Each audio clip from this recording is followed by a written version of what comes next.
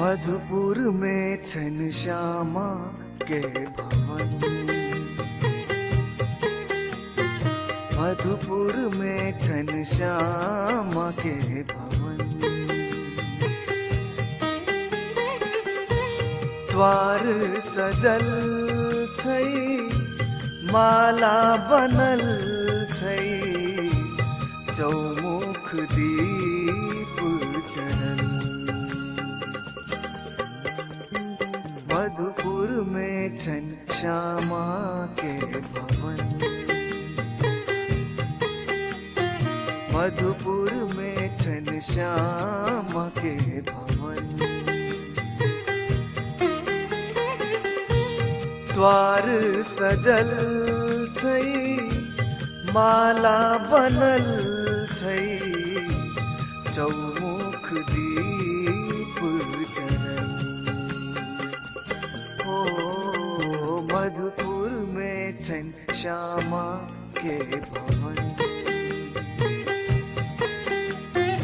मधुपुर में छन श्यामा के भवन।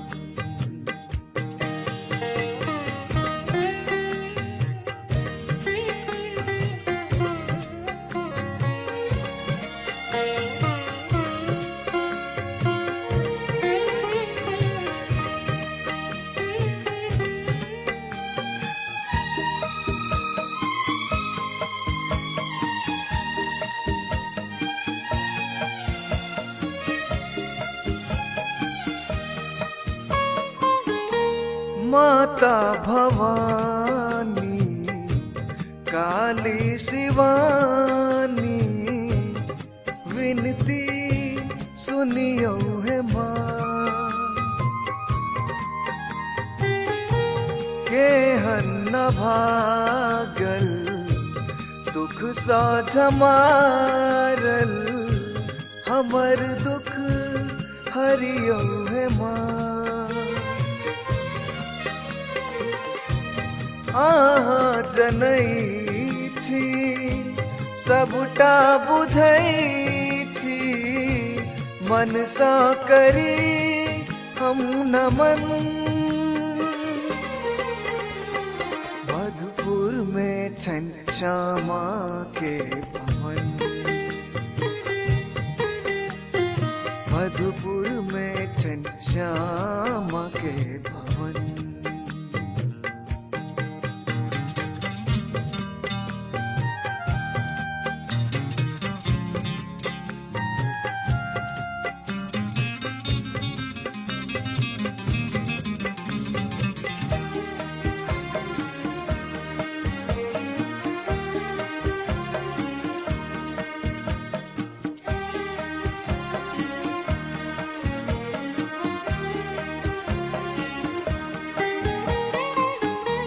मन के मनोरथ पूरा करूं माँ, प्रेमक सुनियो पुकार।